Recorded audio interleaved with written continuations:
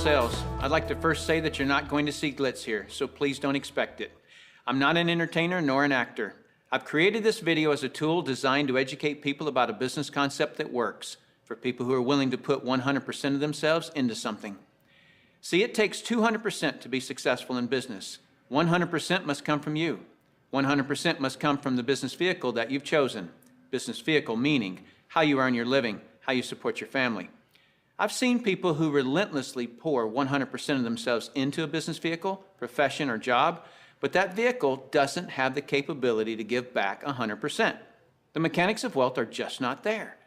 But no one has ever fully explained to you why it doesn't work and why it's a waste of your valuable time if your goal is financial success. This video is for the person who is willing to put in their 100%. They're only lacking the right business vehicle, the explanation of why it's right, and the evidence that it does in fact work. Even though I say you must put in 100%, that doesn't mean that you have to work it full time. I didn't. That doesn't mean you have to sacrifice your family time, nor does it mean you have to have prior experience. I didn't. What you'll learn right here has allowed me to build a $25 million company. Now, a $25 million company has certainly been done before. However, this was done where no employees were required. No accounts receivable, no accounts payable, no overhead, and very little inventory. Recently, I said those words to a business owner who said back to me, "Sounds too good to be true." My response back to him was, "Is that a good enough reason to stop looking?" He paused for a couple of seconds and he said, "That wouldn't be very smart, would it?" What I suggest you do is not just watch this information, but study it. What I want to do first is create an equal playing field between people who know how to evaluate a business and those who don't. Because me explaining this business wouldn't be very effective until you understand how to place value to a business. The simplest thing for someone to do when they don't understand something is to go, it doesn't work.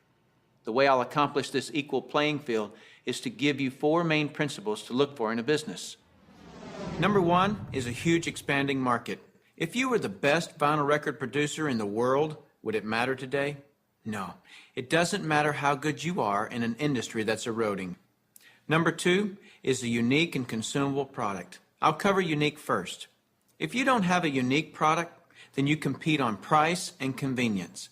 Who has the best price? Who's closest to the customer? Yet if you have uniqueness, then people must come to you. Next is consumable. If you have a non-consumable product, you're basically unemployed until your next sell. You want the repeat sales of consumable products. Whether it's every time someone picks up the telephone, connects to the internet, renews a membership, turns on electricity, or gets to the bottom of a box or a bottle, you want those repeating commissions because it can pay you again and again. Number 3 is timing. Primarily here I'm talking about trends in timing. During all cycles of the economy, there are people who are making money and losing money. The makers are the ones in front of large trends. The losers disregard trends. How do you get in front of large trends? You study what creates them. Without any hesitation, in today's society, it's the baby boom generation that creates the largest trends. The baby boomers are a group of babies born between 1946 and 1964. There were 76 million of them born in the United States, 1 billion of them worldwide. Why is this group so talked about? They're 1/3 of the U.S. population and control 65% of all the money. I've likened the magnitude of all those babies to a basketball moving through a garden hose. They reshape every industry they go through. See, if you can predict where this basketball is going down the garden hose, you possess the ability to make fortunes. I want to give you some historical examples of the obvious buying patterns of these boomers. It started with a company called Gerber back in 1940, who were barely known. But by 1955, just 10 years after the boomers were born, they had sold 1.8 billion jars of strained baby food. As the boomers took their first steps, it was Buster Brown and Kenny Shoes. When the boomers went out to play, Mattel and Hasbro got rich providing toys to this young group. In 1957, we built more elementary schools in the U.S. in 1 year just to handle the overflow than we did in any 12-year period before or after. As the boomers went through their teens, Dairy Queen, McDonald's, Kentucky Fried Chicken became billion-dollar companies feeding the boomers. When the boomers moved through their 20s and 30s, which was in the mid-70s, what was the industry to be in? Real estate. Why? Because the boomers had heard from their parents one time too many, as long as you're living under my roof, you'll do as I say. So they wanted their own roof. which created a 15-year real estate boom. And people are still talking today about the great time frame to be in real estate. Then what happened to the real estate market in the late 80s? It began its decline. Why? The basketball had moved through the real estate industry. Another example of this is the U.S. stock market. Several years ago, I heard a stock market analyst speaking on the radio saying that he just couldn't believe the stock market had a 15-year rise. Notice the number 15 years keeps coming up. Anyone with a good understanding of the baby boomers could have seen this coming and profited from the recent stock market activity. Why does this 15-year number keep coming up? Because the baby boomers were born between 1946 and 1964. And so 18 years separates the front edge from the back edge. A very important number for you. If you look for trends on the front side of the basketball, you get the full 18 years for your products to be popular. That's the reason you study the nose of the basketball. So your business, no matter what your business is to be looking at what industries are expanding or which industries are about to expand. You shouldn't care how long you've been doing something or how long you've been in school to learn something. Are you in front of trends or not? Don't have a loyalty to something just because you've been educated in it or doing it for a long time. So looking at the current trends, we basically got 1 billion people who are in their 50s and 60s. Since that's the case, what business do you want to be in? Let's look at some obvious current and future trends. Health and looking younger are going to be tremendous trends. The boomers do not like what aging is doing to them. So products that fend off aging as well as vanity issues will continue to boom. Businesses that focus on retirement issues will do very well. The crux of it will start with the boomers having enough money to retire. Businesses that offer ways to make money will obviously flourish. Legal matters such as wills and estate planning will become large trends. Efficiencies will also grow. The television was too far away from the couch for the boomers, so they invented the remote control device. Today, they have their entire library of books and music in their cell phones.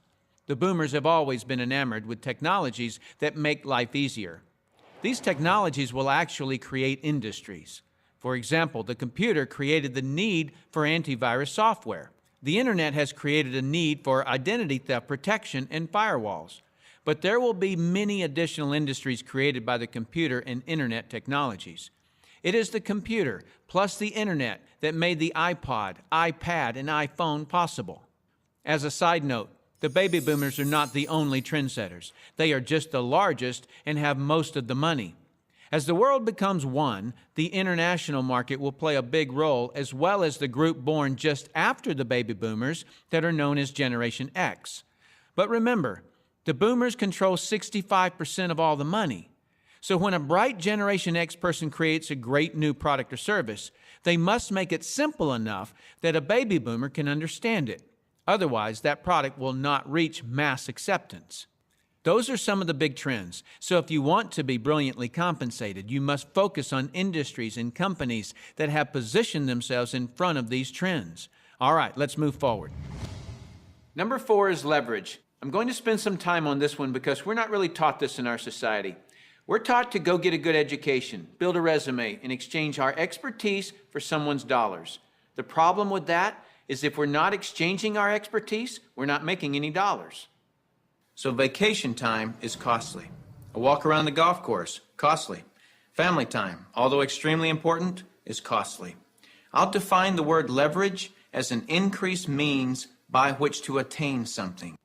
One form of leverage is investing $5 million and earning 10% interest, which will yield you about 41 grand a month in income. So whether you're enjoying family time or playing golf or vacationing, you're still enjoying 41 grand a month in income. You're leveraging off your money. That's a leverage everyone would love, but very few have it. Let me explain another kind of leverage that's available to everyone, including yourself. Incidentally, if you get nothing more out of this video than a better understanding of this little simple concept I'm going to explain, you'll have gained something very valuable for watching it. Imagine, if you will, you own a company. You employ just one person, me. I work for 8 hours on Monday. You work for the same 8 hours on Monday that I do. Now listen closely. You get paid on 16 hours worth of work because you take a portion of my productivity as income back to yourself. You're leveraging off my efforts because I'm your employee. So theoretically, the more employees you have working for you, the more leverage you have. However, have you ever had employees?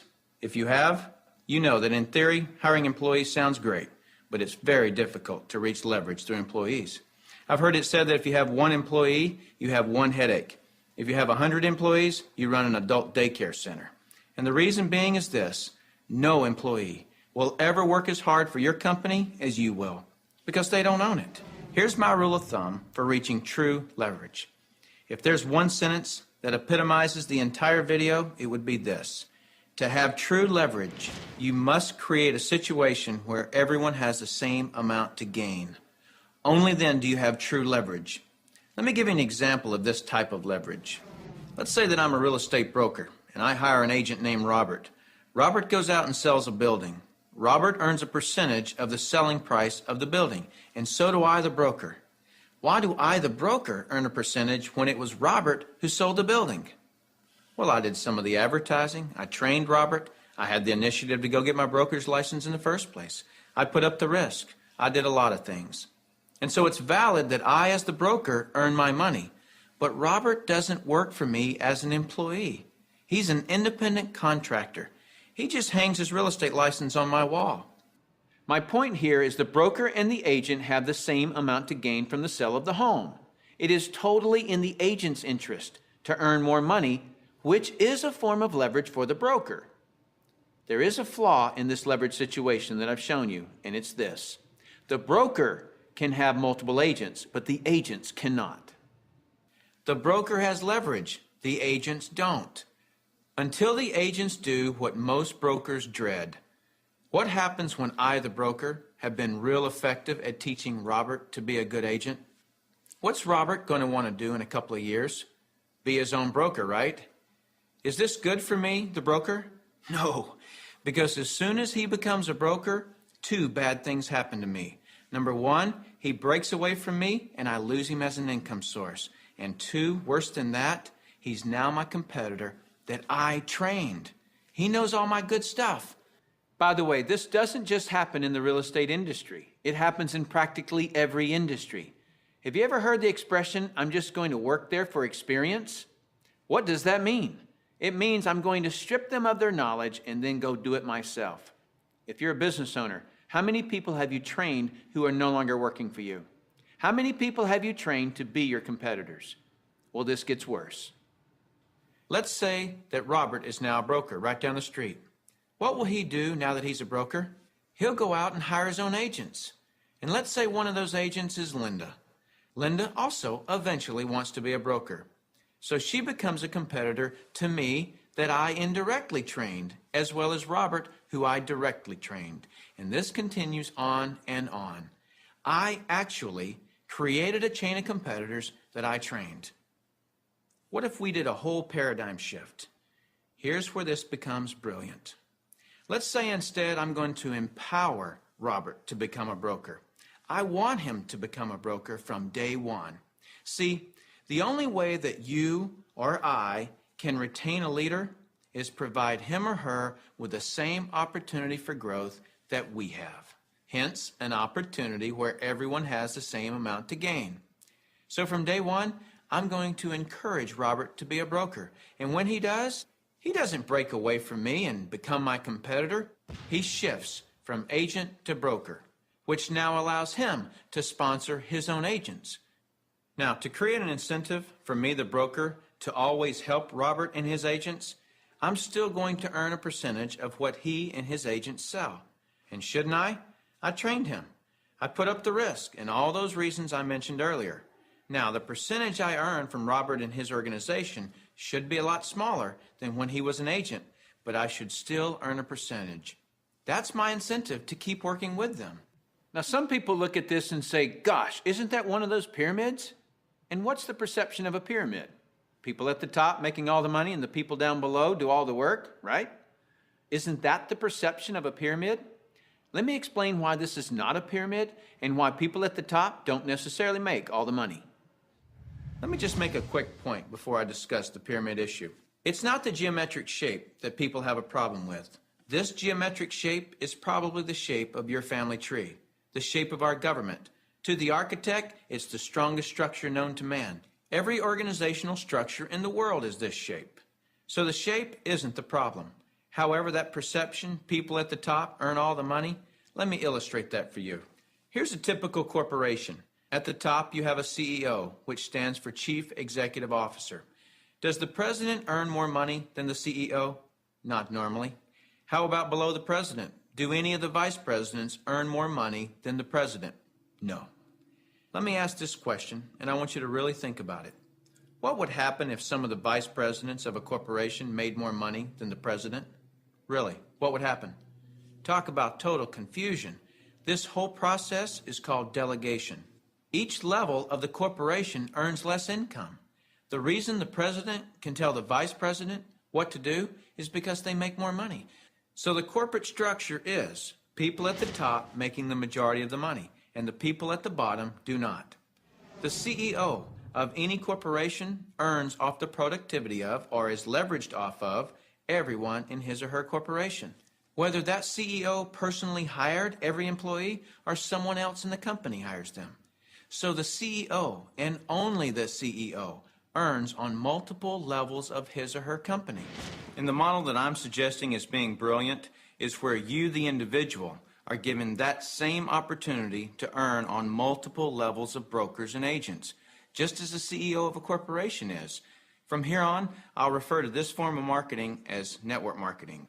In network marketing, you, the individual, are given the opportunity to earn off the productivity of the people in your organization, whether you personally sponsor them or someone in your organization sponsors them.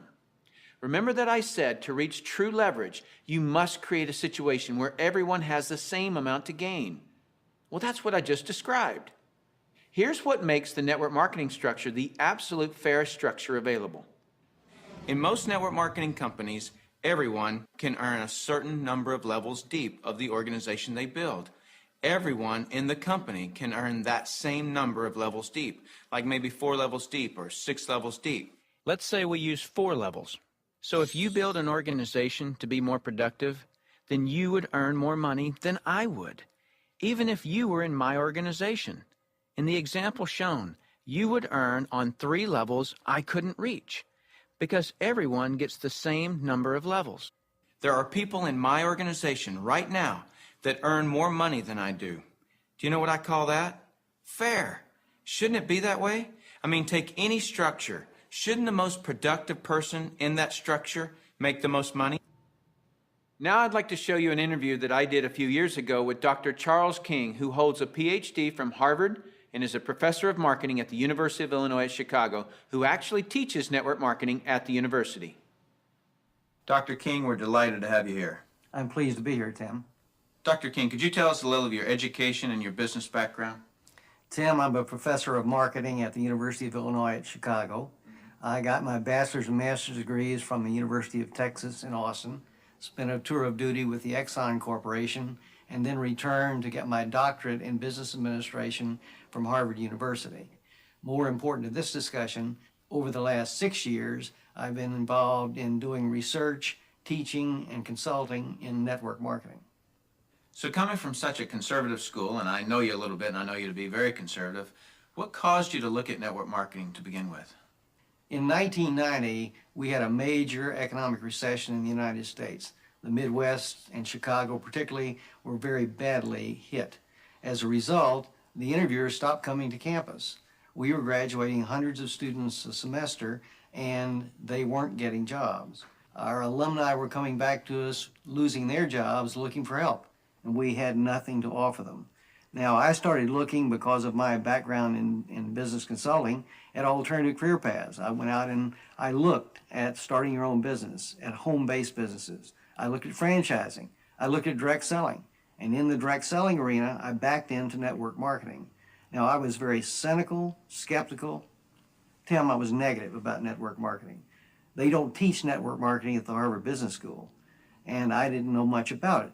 The end result was one of my students who was on the team asked me, "Why are you so negative about network marketing?" I looked at that young man and I said, "Son, I know enough to know I don't want to know any more." That student looked at me and he said, "Professor, if I gave you that answer to that question with no more information than you have, you would give me an F." I turned to him and I said, "Son, you're absolutely right. I have no basis for that conclusion. You just made an A." As a result, we went to the library, we went to meetings, and for the next 6 months, we did due diligence on the network marketing industry. I visited the top companies, I talked to network marketing leaders, I became an evangelist. In 1990-91, we started teaching network marketing in the marketing curriculum at the university. Suppose you run across the super skeptic. What advice do you have for them? Tim, I would recommend they do precisely what I did. I was a super skeptic. I did my due diligence, I investigated the industry, and I drew my own conclusions. I strongly recommend that you do your due diligence and then begin to define precisely what role you want to play in the network marketing industry. Set realistic expectations. If there's a single cause for failure in this industry, it's the get-rich-quick syndrome, thinking that you can come into the industry and make enormous sums of money with no work. I argue, by contrast, that if you set realistic expectations, you develop a plan of action to guide your business development, you can be successful. And that's coming from a Harvard Business School graduate who was a true skeptic, but through due diligence, he learned the truth. Warren Buffett owns a network marketing company. If you don't know who he is, he's typically listed in the top 5 richest people in the world. He created his wealth by investing in and buying the highest quality companies. Why do you think Microsoft or AT&T, Gillette, Colgate, Citibank, IBM, Toyota, Xerox, Texas Instruments, General Motors, General Electric, AOL, Oracle, Sun Microsystems, Coca-Cola, and many others distribute some or all of their products and services through network marketing? They use this method to distribute products because network marketing is a very efficient model to distribute products and services. These large corporations are firm testimony to the industry's success and credibility. This confirms what Professor King was saying about that the industry has come of age and is now a true profession.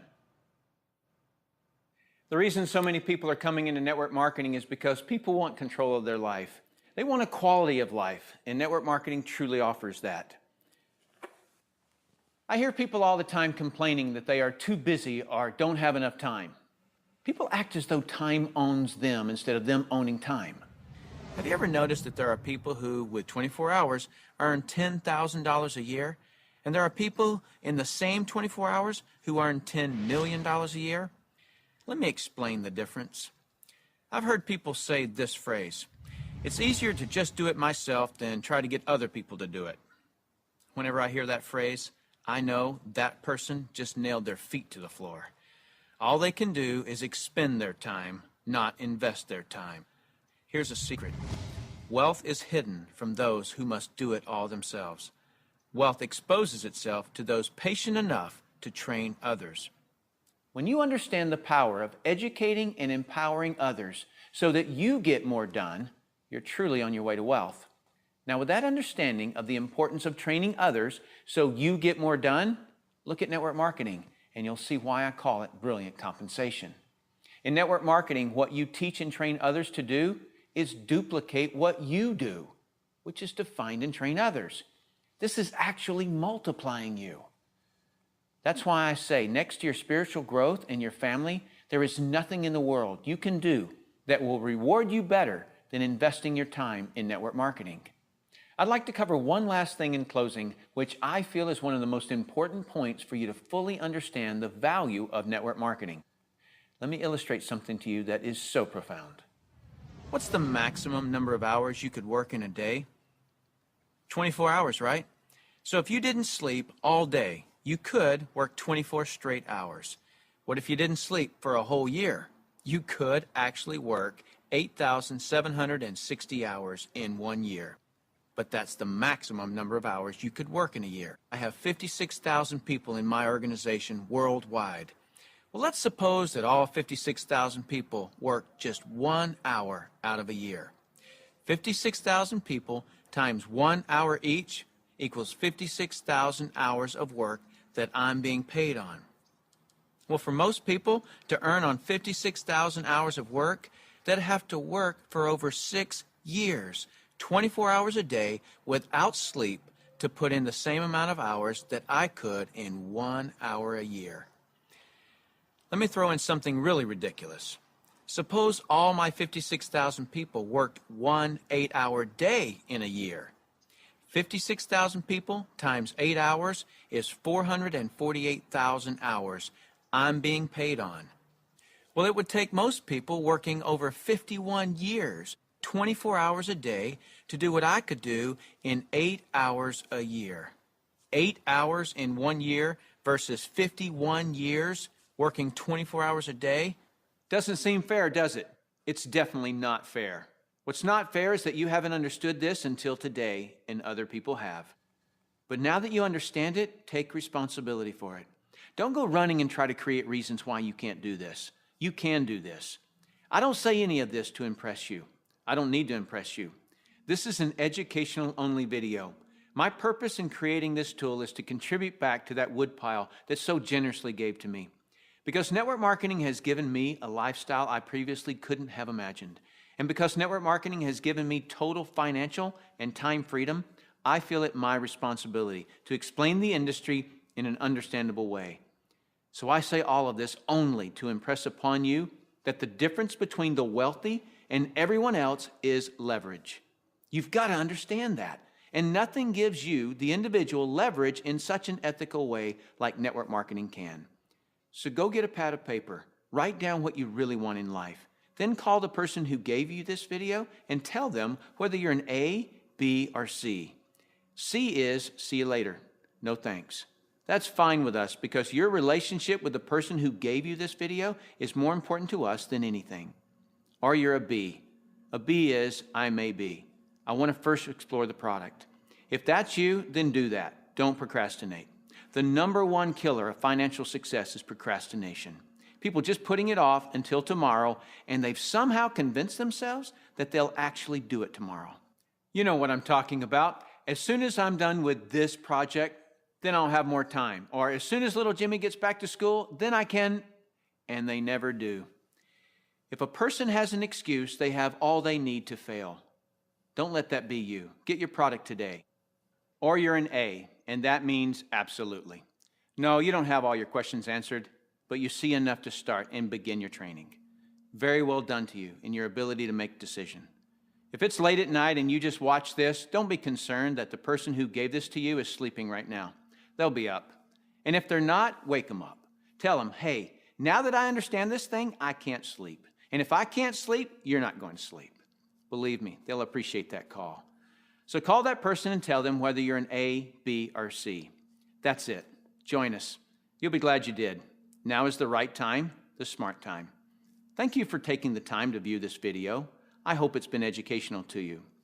What I really hope is that you'll put this information to good use. Next, you'll see some common questions that you can interact with. I look forward to working with you, should our paths cross. I'm Tim Sales.